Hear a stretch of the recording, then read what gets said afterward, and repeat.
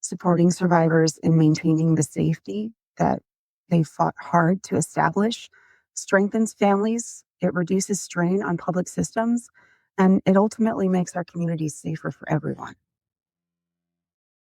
It stings to repeatedly hear concerns about men losing access to firearms because they have a right to them, essentially suggesting that if a few women are shot along the way, that's simply the cost of protecting those rights, as long as men can still go hunting.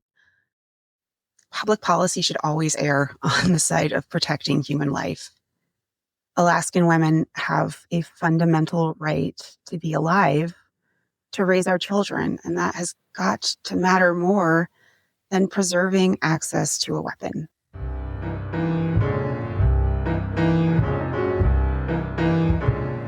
Welcome to the East Anchorage Book Club. I'm your host, Andrew Gray. The purpose of this podcast is to tell the stories of Alaskans of interest and importance. Today's episode has two guests, Laura Booch and Dr. Ingrid Johnson. Both appeared in Alaska House Judiciary's informational hearing on civil protective orders that happened on Monday, March 9th. Civil protective orders are also called restraining orders, and there are several types, but the most common type is the domestic violence protective order, and that's what today's episode is about. Right now, a long-term domestic violence protective order is good for 1 year, and then the petitioner needs to file for an extension.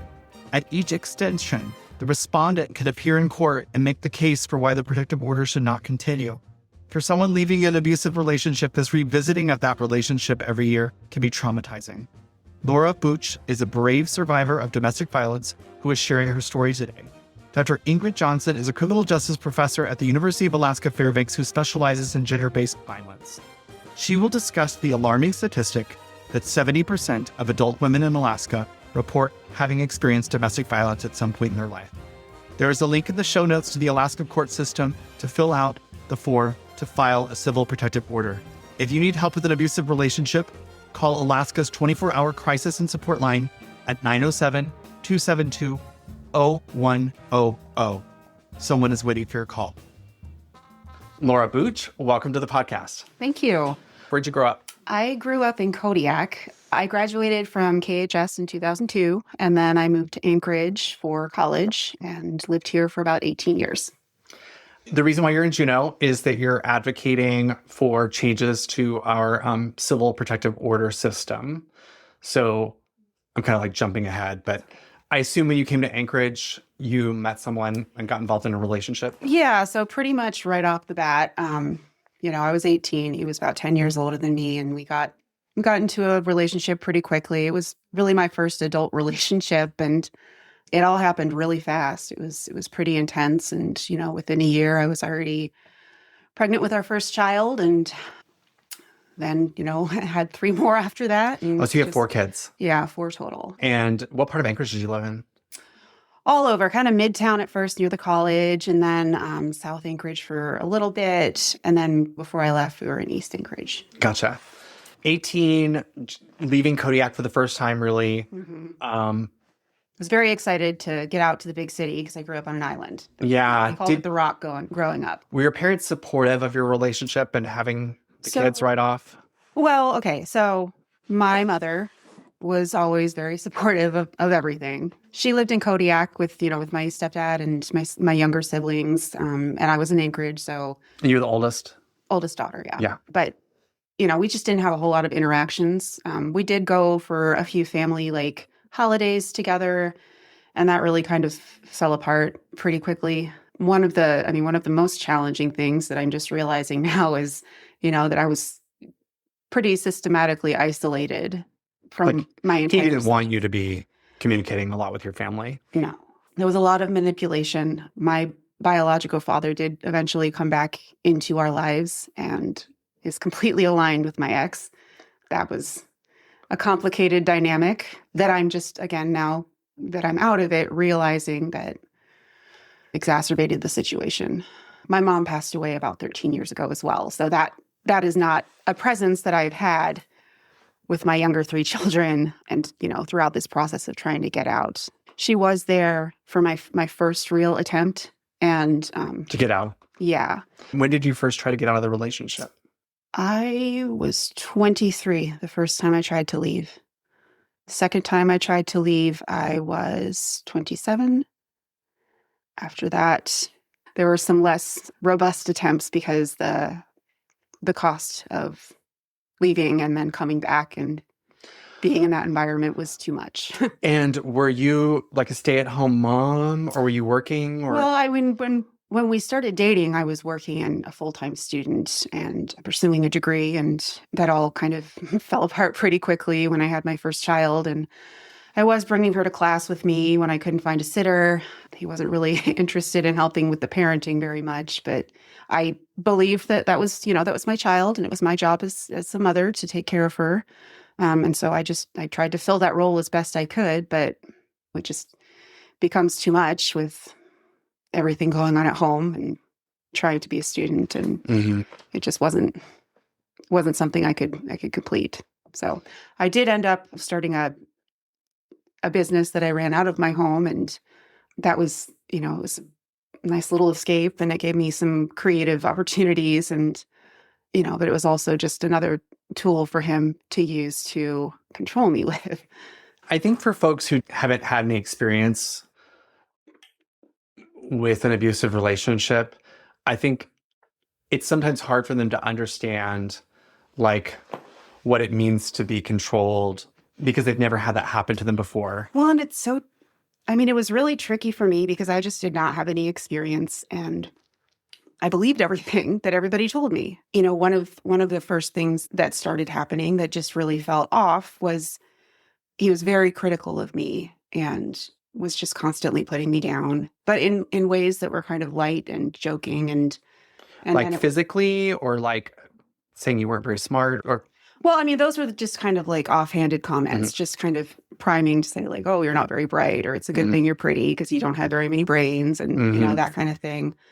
But, eventually it was really about eroding my self-esteem and any sense of agency. Anything I was good at, he sabotaged. But so you felt completely dependent upon him. I was completely dependent upon him, yeah. I mean, especially after I had my fourth child. She was born with a heart condition. She had a feeding tube and just a lot of medical issues that we're still dealing with today. But when you've got kids that need you at that level, and I'm not able to go out and get a job, childcare is not affordable, and I didn't have any friends or family here that I could depend on because nobody knew what was really going on. Yeah. So when you say you were isolated, I mean, you didn't have any regular interaction with other people, or? Not really. I mean, and if I did, it was always through the lens of, either going to do, something, one of my jobs broke like for a couple hours and then coming back home.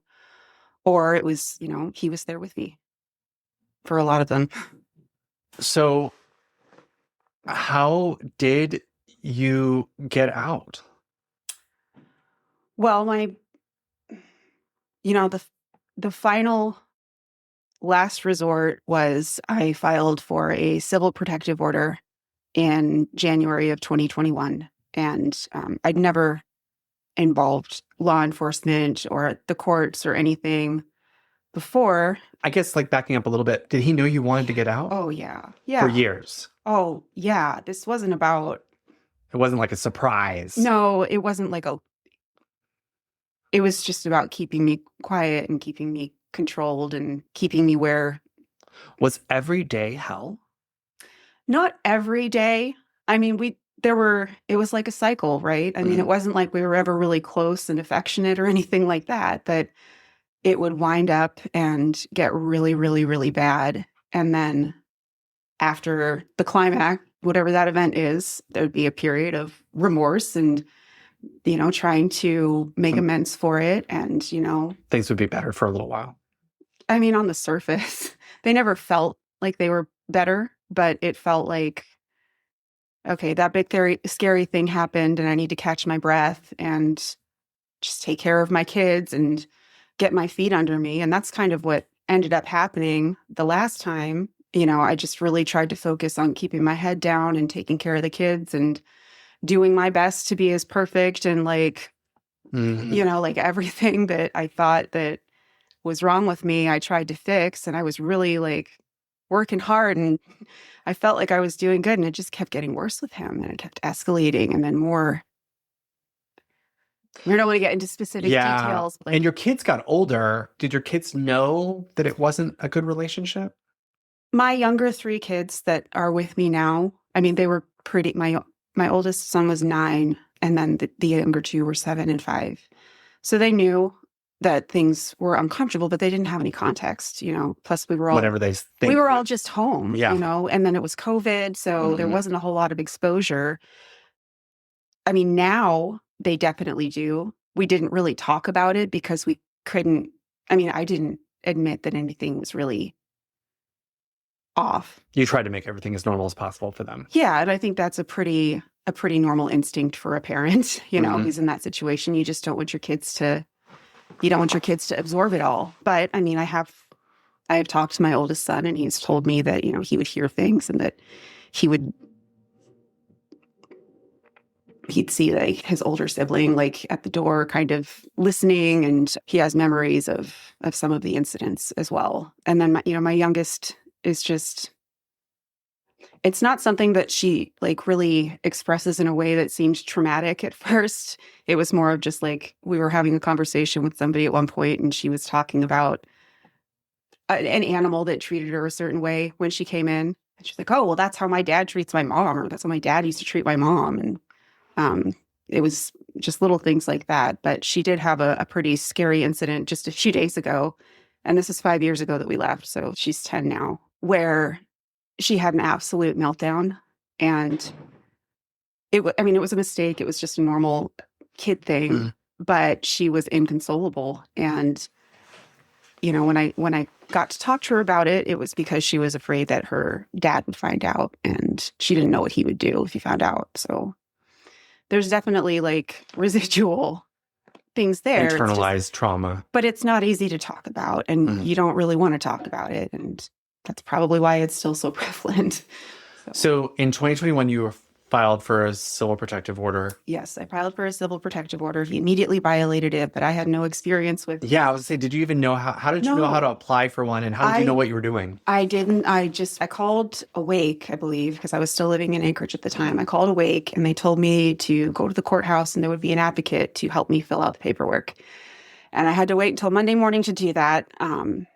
And by the time I got to the courthouse, because this was COVID, remember, so I had to wait for my kids to be able to be covered. And I left and went to the courthouse, and there was no advocate there.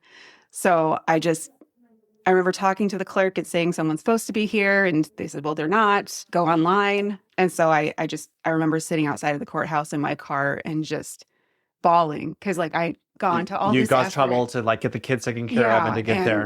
And to get there, and this was my time to do it. Like I didn't have any other time to do it. He was home napping.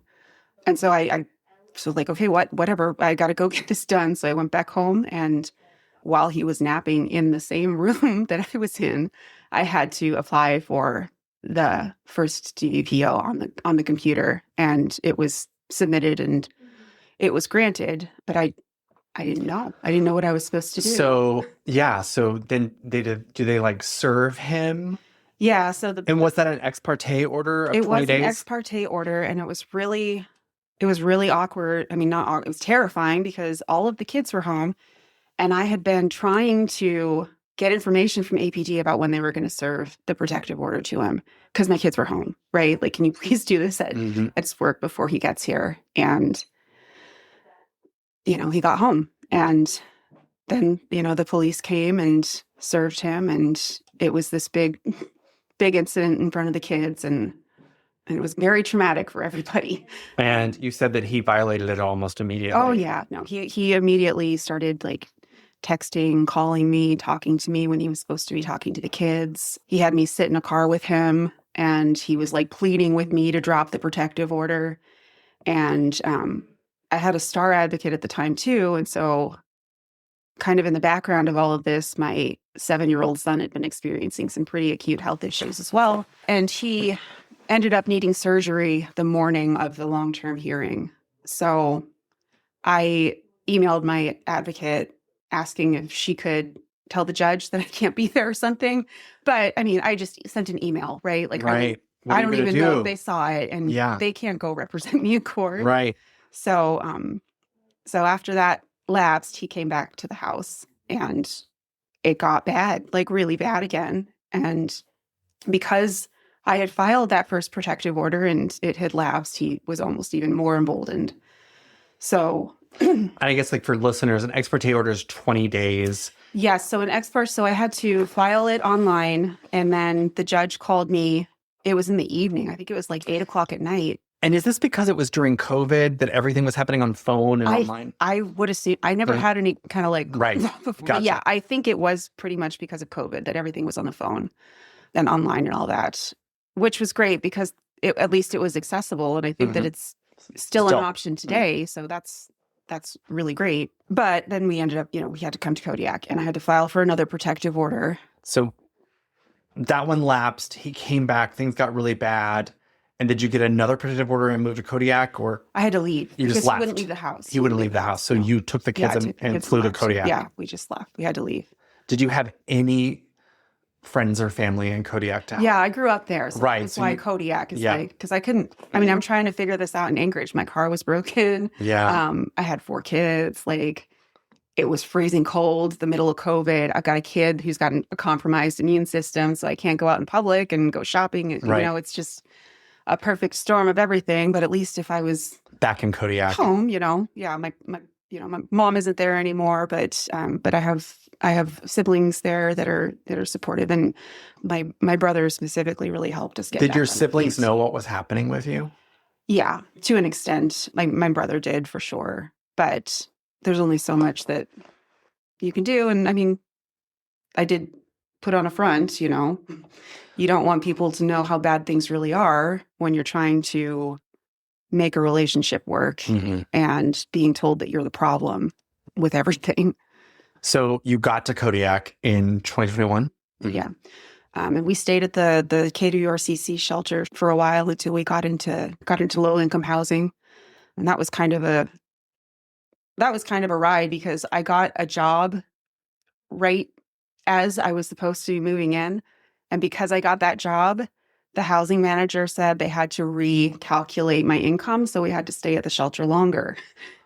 Wow. So you kind of like penalized for getting a job. And then when it finally all did go through, there was some kind of like influx of people that needed an emergency shelter. So as soon as that was ours, we had to get out. And I had just gotten that job, and I couldn't take the day off because it was like my second day. So, my kids were thankfully with a friend, and I was able to go to work. And, the church I grew up in, they just took all of this donated like furniture and food and bedding and clothes, and just they went in while I was at work, and they got our whole house set up and built like bunk beds for the boys. And, we had everything that we needed. So it was pretty great. I mean, it's just been such a, this horrible thing happens, but then this wonderful thing happens to kind of offset it. And it's such a ride. So from Kodiak, were you able to apply for a long-term protective order? Yeah. So I actually, when I've applied for that first protective order, I'd also applied For an attorney through ANSFA. Oh, okay. And after I got to Kodiak, I got notified that I had qualified and was assigned an attorney. So I did have legal help to help me file that protective order and to get me through the divorce process.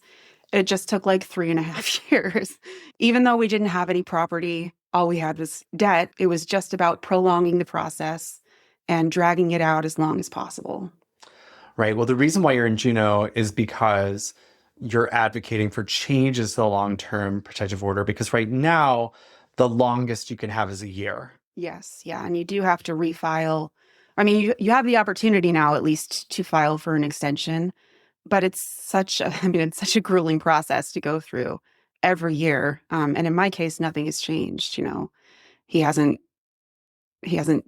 taken any steps to change his behavior. There hasn't been any difference in the way that he treats me when we do have our brief interactions, which is through a judge in court, but they're still just as destabilizing and traumatic and triggering. And, it's just, the process is pretty exhausting.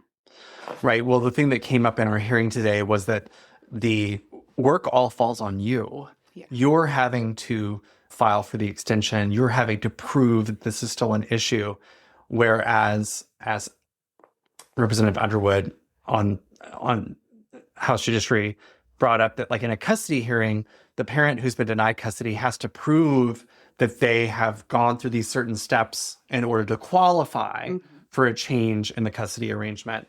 And so the theory is that we could do something like that where it should be not you who has to do all the work, but he should do the work. If he wants this protective order to go away, he should go through some steps to make that protective order not exist. Well, that's what I certainly think, not only because it frees up my time and headspace for healing and helping my kids and focusing on the things in my life that are good, but, it also holds him accountable. Right now, if I have an emergency or something, the only thing that, if law enforcement sees I've got this piece of paper that says this is a credible threat, they'll take it seriously. It's not just a he said, she said thing. As it is now, when I file every year, we're in court for months sometimes. Yeah, that was an interesting thing that you came up in the hearing today, is that like when you file for the extension, it's not like it's a one day and granted and you move on with your life.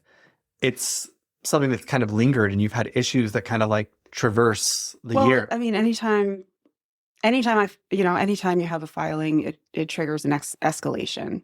Where I was going with that wasn't necessarily that the DVPO hearing this time is what dragged out for months, but it triggered escalations that have lasted until 9 or 10 months this time. And I've got to refile for the DVPO again here in just a couple more months. So it just feels like this ride that we're never getting off. And, I'm over here trying to move on with my life and build a stable home for our kids. And, we really have a pretty good life now. It would just be nice to not have to engage with this traumatic and really unpleasant experience every year. Well, things are better in Kodiak. Yes, things are great in Kodiak. I have a wonderful husband, and we've got a bunch of chickens and a couple cats and a dog, and the kids are really active in sports and dance, and 2 of them are in theater now, and just feral Kodiak kids. They ride their bikes all over the place, and they're outside in the summer until it's dark and come home with moss and dirt in their hair. And yeah, life is really good. Was there any last thing that you want to say to listeners? Something that you think people don't understand or that you wish people understood better? I think that one of the most common misconceptions is that domestic violence is just about physical violence. That's certainly an aspect of it, but it's an all-encompassing, just complete control, complete power. Every aspect of your life is controlled. And physical violence is part of that because it's just part of the control, right? You don't always have bruises on your face when you've been dealing with somebody who's terrorizing you, but it can be just as impactful. Laura Booch, thank you so much for being on the show today. And thank you so much for coming to Juneau to share your story. And I think that you're making a real difference. And I'm really glad that things are going well for you in Kodiak. Thank you. I appreciate you taking the time to listen to this. And, it's an important topic. For me, this has been 25 years of my life. And going through all of that and then getting through the court process and now still being engaged has just felt like this never-ending hell. But it kind of flips the narrative a bit to think that there might be some benefit to other people that comes out of it. So thank you. Thank you. Dr. Ingrid Johnson, welcome to the podcast. Thank you for having me. So tell us a little bit about your childhood. Where did you grow up? Well, I grew up, I say in Delta Junction, but I actually grew up outside of Delta Junction. I grew up along the Richardson Highway, about 30 miles outside of Delta Junction, with my parents and my older brother and various animals. Well, I did military training at Fort Greely, so I kind of know the area a little bit. Yeah, yeah. I mean, were you on the Richardson heading towards Fairbanks? Yes. Okay. So 70 miles outside of Fairbanks. But I went to school at the Delta Elementary, and that actually out at Fort Greely for a few years. They had us moving back and forth. So yeah, I'd ride the school bus in from we were at Tenderfoot Hill, and ride the school bus into Delta Junction and go to school there until I was in 7th grade. Why were your parents there? Well, my dad was born there, and my mom came up during the pipeline days and ended up in Delta because the pipeline obviously there's a lot of work there, and that's where she met my dad, and that's where they stayed. Where did you go to high school? So I went to high school in Fairbanks. I went to high school at Lathrop High School. We had really great teachers in Delta, but, just really limited offerings, especially like extracurriculars and honors classes, AP classes. It just wasn't available in Delta at the time. So I think mainly for our purposes, my parents wanted to get somewhere a little bit bigger with more of those opportunities. Did you do any extracurriculars? Oh, yeah. I loved French. I studied French all through high school. I took AP French as a high school senior. I went to France with my French teacher. She took a whole gaggle of us, which was very brave. Had you been interested in French when you were in Delta? They didn't have French. Yeah, I was just saying they wouldn't have it. So you did French club at Lathrop? I did, yeah, French class, French club. I got really involved. At the time, it was called the Gay Straight Alliance, but now I think they call it the Gender and Sexuality Alliance, right? But this was in the early 2000s. Yeah, what year did you graduate from high school? 2006. Okay. So, yeah. So I got involved in that club. I wouldn't think that somebody who grew up 30 miles outside of Delta Junction would move to Fairbanks and join the Gay Straight Alliance. Yeah. Well, I would say when I was in Delta, I was probably quite a homophobic child. I remember using pretty derogatory language about gay people and having kind of negative ideas. But when I moved to Fairbanks, I met people who were gay. I had friends and who were bi, and it very quickly humanized them for me, and very quickly made me realize, I guess, I think when you only know what you know, right? So growing up in Delta, people just weren't out, and the environment was very, negative. So Fairbanks was not only for educational opportunities really great, but it was also just eye-opening in that I got to meet different kinds of people, right? And then friends introduced me to the Gay Straight Alliance. So I was the straight in the Gay Straight Alliance. As someone from Delta, it was not something I probably predicted for myself, but that's the beauty of meeting people. But it might be foreshadowing of your sense of justice and doing activities related to justice and being a part of that. And it was my first foray into some activism. You probably didn't know what you were going to do when you went off to undergrad? Yeah, actually, I started as a foreign language major because I liked French so much and had been studying it, but I didn't feel a strong commitment to that. I actually was very briefly a biology major and then took a biology class and realized that was not my thing. Yeah. So, and then I found the justice classes. And how did you find the justice classes? So this is, I think, one of the saddest things about the paper catalogs going away. Because remember when you used to pick college classes, it was this big paper catalog. And you just, you could just flip through it and you could find everything that was going to be offered. And so I was literally just flipping through the catalog, and I got to the justice section. And of course, they had the course titles and the little very brief descriptions. And I said I had no idea this was something you could take classes about. And they appealed to me because I've always had a very strong sense of justice and injustice. At what point did you think hey, I'm going to keep going with this? Oh, yeah. I think probably my senior year. I think when I started as a justice major, I actually wanted to be a public defender, but then kind of quickly realized that seemed very depressing. I was really starting to feel like there was just a lot that was wrong with the criminal justice system, and a lot that could be fixed with understanding it better and proposing fixes and looking at the research. And I had found at that point in my college career that I was very interested in the details and the research side of it. And so That's when I decided that I probably, rather than working in the system, I wanted to more work as an observer and researcher of the system. So you have a PhD in criminology? Criminal justice. Criminal yeah. justice. Yeah, same. My staff printed off a profile of you in which the first line is, quote, "I'm not a lawyer. I'm a social scientist." And it's interesting that you wanted to be a public defender and that you found yourself in a position where in your professional life, you're constantly having to tell people that you're not a lawyer. Yeah.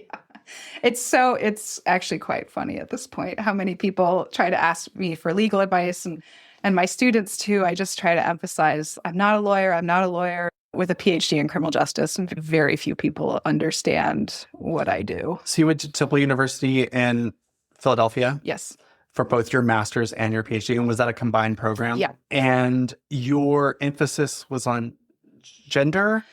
Yeah, my emphasis was on gender-based violence, so largely domestic violence and sexual assault, which was kind of an interesting twist because that's not what I thought when I started. But every time I had an option to write a paper, I was writing about gender-based violence in Alaska specifically, just because the first Alaska victimization survey was done in 2010, and I started grad school in 2011. So those data were just being presented for the first time, or we just finally had these statistics from victimization surveys showing how prevalent of an issue it was here.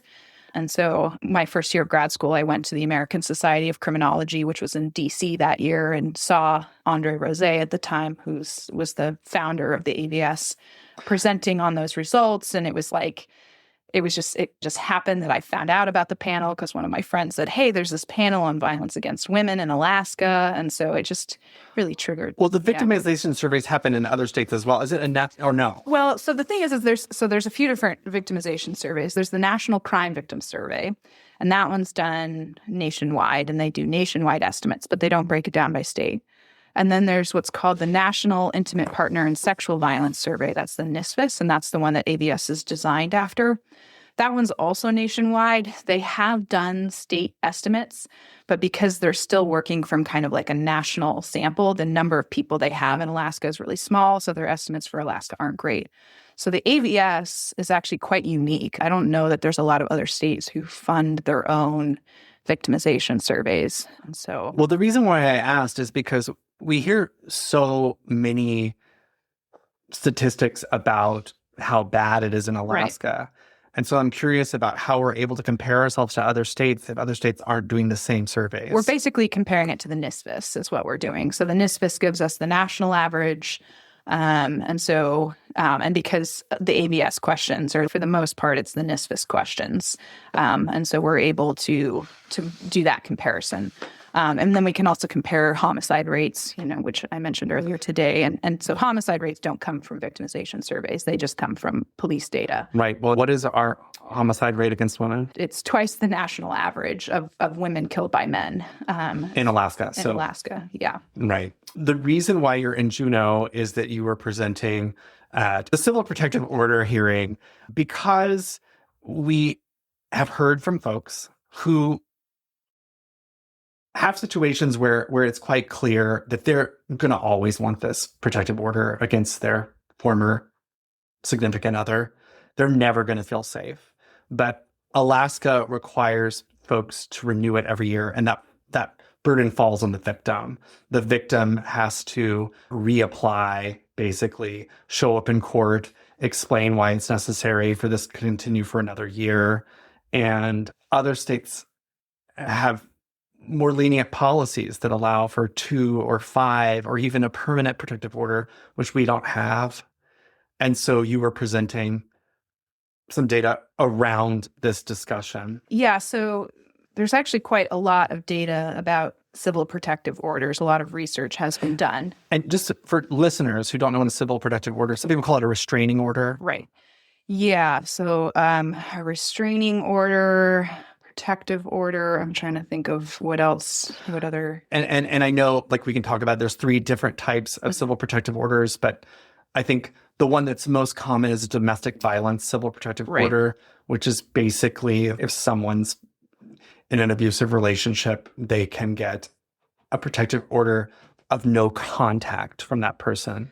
Yeah, no contact. And then as Christine Pate laid out from ANDVSA, the Alaska Network on Domestic Violence and Sexual Assault, it can include a lot of other stipulations in there. But the core of it and why it's such a widely known mechanism, right, is the no contact. And what I think is important is also the fact that these are civil, not criminal. And so what that means is that it's not a criminal charge and it doesn't involve reporting to the police. And, the burden of proof is not, proving guilty beyond a reasonable doubt. I think what's important to know about our criminal legal system in general, criminal and civil, right, is that we use different standards of proof. So in criminal court, you have like the highest standard of proof with guilty beyond a reasonable doubt. Whereas at other sort of points where different legal actors get involved, you don't have to meet that burden of proof, right? So a police officer can give you a ticket without taking you to court and proving beyond a reasonable doubt that you were speeding or whatever, right? They just have to have whatever that burden of proof is, right? So a civil court is similar. They're not using that burden of proof. You have to come in and you have to say this person committed this domestic violence crime and I'm afraid of them, right? But it's not like there's going to be a big trial held. And even as was discussed in the hearing, for those long-term protective orders, the respondent, so there's the petitioner and the respondent. So the person who is the victim is trying to get a protective order against can, make their own case, but it's not the same burden of proof as a criminal trial, right? So it makes it a lot more accessible to a lot of victims. And so, it's accessible in that they don't necessarily need a lawyer. A lawyer would be helpful, but they don't need one. And they don't have to pay money for it. And so it just makes it feel a lot more accessible than, say, reporting to the police and having to go through these other protective efforts. And these civil protective orders, they're pretty common. And you have in your handout that 7,900 civil protective orders were filed in Alaska in 2024. Yes. From the very beginning of your presentation today, another stat that was really alarming for me was that 70% of women in Alaska have experienced some form of domestic violence at some point in their life. Yeah. And so to be, clear about what that is, because I think most people think physical violence, right? They think hitting, punching, kicking, those kinds of things. And that stat is still very high. That's 47% of Alaskan women, adult Alaskan women, have experienced physical violence or threats of physical violence. So 70% includes psychological aggression, the physical violence, and coercive control and entrapment. And coercive control and entrapment is really relevant to protective orders because those are behaviors, as the term suggests, that are about control, right? They're about a partner exerting control over who the other partner can see, where they can go, how they can spend their money, whether they use birth control or not, all different aspects of their lives. And often this coercive control and entrapment overlaps with things like physical violence. And then the psychological aggression is more just like insults and sort of that derogatory language. And so when we think about people who are in need of protective orders, right, like it's not just about safety from these partners, but it's also about regaining a sense of control over their lives, which has totally been just distorted and lost in these abusive relationships where they're not even allowed to like sometimes decide what they can wear, right? And so then the protective order not only creates a legal boundary between them, but it's like something they have control over, where they get to say, I want the protective order, and then I want to extend it, and I want to keep this going. And that's just, so that's a really valuable tool when we think about 70% of women in Alaska having had these experiences in their lifetime. I guess my question for you, and I guess this is like the $1 million question. Why is it higher in Alaska? Only one researcher has actually tried to answer this statistically. Catherine Dubois published a paper in 2017, I want to say. And I send people this paper all the time. I'll send it to you. But it was this attempt to actually look at like all 50 states and look at all these different factors. They were looking specifically in this paper, at reported rapes, which we know is not the best metric because we know not all rapes get reported, but it's one that you have standardized across. And we know our reported rape rate is like 3 times the national average. It's ridiculous.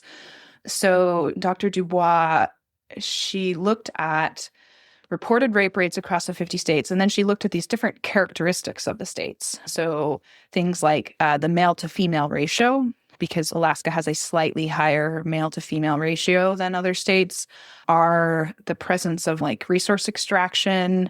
And she also looked at like military presence. She looked at, I'm trying to remember all the factors, but what it kind of came down Alcohol? Or substance abuse? No, well, yes, because what was interesting about the hypothesis for this paper was what we know at an individual level is that individual entitlement is related to sexual assault. So men who feel entitled, specifically to women's bodies, are more likely to commit sexual assault. They're more likely to endorse attitudes, rape myth acceptance attitudes, and things like that.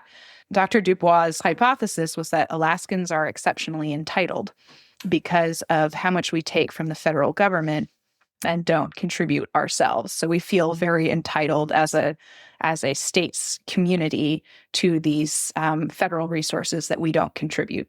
We don't want to contribute to our own government functioning, right? We should just get.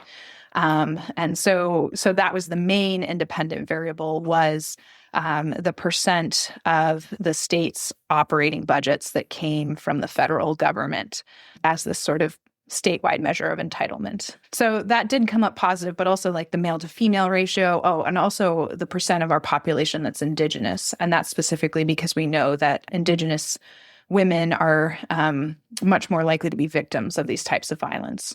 And so the title of the paper is actually really interesting. It's called Aberration or Worst Case Scenario. And so the real question is like, are we some kind of aberration, or is it just that we have all of these factors that are related at the state level? And that was kind of the conclusion. We have more men than women. We have this really high Indigenous population. We take a lot from the federal government, so maybe we're extra entitled in the state.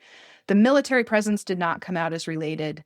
Do you know if our stats have been this bad for 100 years or 50 years? We just don't know. The reason we started doing it in 2010 is because everyone had the hunch, and we knew from reporting data, right? Because we have long topped the charts for the reported rape rates. Like since the 70s or before that? Oh, I don't know how far back actually, but I know that's been one of our indicators. Just year after year after year, we're like number one, and it's like by this really significant magnitude. And so we've known that, and we've known from our law enforcement and our victim advocates across the state. We've just there's just sort of been this sense, and that's why the state decided let's measure it. I know that you're not a lawyer, you're not a policy advocate, but would you see room for changes in the way Alaska is managing its civil protective orders? Yeah. And I would point to some of the research that was in my handout that I think what some people don't understand about domestic abuse or intimate partner abuse, or however you want to think about it, is they don't necessarily understand that it's not just hitting people, right? Like that is a piece of it. But so much of it is about that control, especially in these situations where people are seeking these long-term protective orders or seeking a protective order in the first place, is that they're trying to put some space between themselves and somebody who is really just really trying to control them and not going to just give up. And so we can see in the research that 50 to 75% of abuse survivors experience stalking by their ex-partners after separation, right? So that's 50 to 75 because that's a series of different studies, right? So they all come up with different estimates, but it's a very high number that are experiencing this ongoing attempts by their intimate partners, even when they end it, right? They say, I don't want to do this anymore. And the partner continues because it's about control. And abusive partners don't like it when you set boundaries or you try to end it, right? We know that when people leave their abusive partners, that's when they're at this really vulnerable state for homicide and for being violently attacked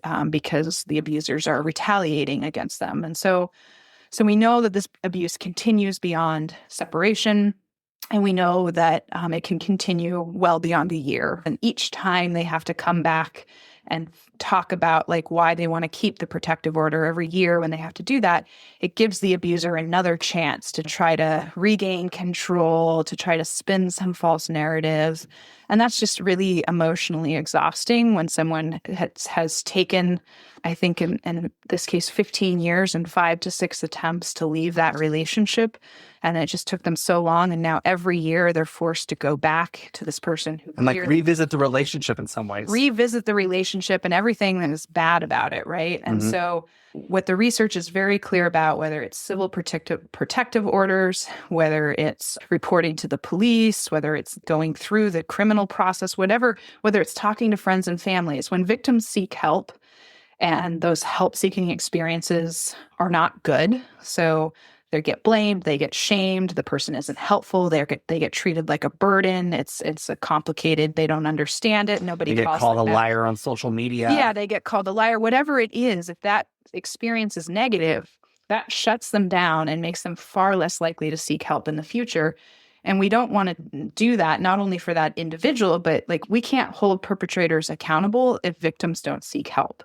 And so if we're shutting victims down and then they're telling other victims like, oh, don't go seek a civil protective order, it's way too hard and I got treated like crap, then we're shutting down those victims. And then those perpetrators are just out in our communities and they know they can just get away with it over and over again. So it's not only bad for the mental health of victims, but it's like bad for the safety of Alaska. So to get back to the point of why is it so bad in Alaska, I would also say we have an accountability problem where we're not holding offenders accountable. Any last thing you want listeners to know? Yeah. One of the most well-established facts in crime deterrence research is that if you want to deter people from committing crimes, so say we want to deter people from abusing their significant others, one of the best ways to do that is to increase the certainty that they will be caught and held accountable. And being held accountable can look a lot of different ways. It doesn't necessarily mean being sent to jail or having criminal charges. A civil protective order could be a mechanism for being held accountable, but it's not like making the punishment harsher. It's the certainty that it's actually going to happen. And so that's why when we make these systems difficult for victims, we're actually decreasing deterrence because we're making it less likely that they're going to be held accountable. So any way we can increase accountability creates a general deterrent effect where people see our system holding abusers accountable and they see like it's likely to happen. But right now we don't have that as a system. And that's maybe not an Alaska specific issue, but I would say it does feel particularly lax here where people just are not being held accountable. So we just do not have a deterrent system in place to make abusers feel like they'll get caught. And so they just feel like they can do what they want. Well, Dr. Ingrid Johnson, thank you so much for being on the show today. Thanks so much for having me. After appearing at the hearing and being interviewed for this podcast, Laura Booch sent me a long email, which included some things that she hadn't said. I asked her to record parts of that email in a voice memo. Here is that voice memo. Regarding my testimony in House Judiciary, one point I wish I'd made more clearly is that the protective orders have saved my younger children's childhoods. It's given me the freedom to help them heal and grow in a safe environment. Domestic violence is far more complex than, the common image of a man beating his wife or losing his temper. There are aspects of what I experienced over those 18 years that could help the committee better understand, but they are deeply degrading and they're not something that I want my young children to have to carry yet. That kind of abuse traps the entire household in an alternate reality where behaviors anyone outside the home would immediately recognize as wrong become normalized and even perceived as deserved. And over time, that environment just breeds more harm. Substance abuse, depression, anxiety, future violence, criminal behavior, mental illness, homelessness, and more. It just becomes a cycle that feeds itself like a snake eating its own tail. Safety and stability for survivors who have already endured the grueling process of a trial to obtain a long-term protective order benefits all Alaskans. When survivors have the freedom to create stable homes where their children can heal and break the cycle, the social benefits multiply. These are not children who will end up in foster care. These are not families that will have repeated OCS intervention, and the risks of future violence, substance abuse, homelessness, and criminal justice involvement are reduced. Kids are raised in safe, stable homes, and they're far more likely to stay in school, to maintain employment, and contribute positively to their communities rather than relying on intensive public resources later in life. In a state where communities are small and interconnected, the ripple effects of breaking that cycle matter. Supporting survivors and maintaining the safety that they fought hard to establish strengthens families, it reduces strain on public systems, and it ultimately makes our communities safer for everyone. It stings to repeatedly hear concerns about men losing access to firearms because they have a right to them, essentially suggesting that if a few women are shot along the way, that's simply the cost of protecting those rights as long as men can still go hunting. Public policy should always err on the side of protecting human life. Alaskan women have a fundamental right to be alive, to raise our children, and that has got to matter more than preserving access to a weapon. If you need help with an abusive relationship, please call Alaska's 24-hour crisis and support line at 907-272-0100. Someone is waiting for your call. Thank you, listeners. If you like what you heard, please subscribe, rate, and review us. To contact me, email rep.andrew.gray@ahlec.gov or call 907-465-4940.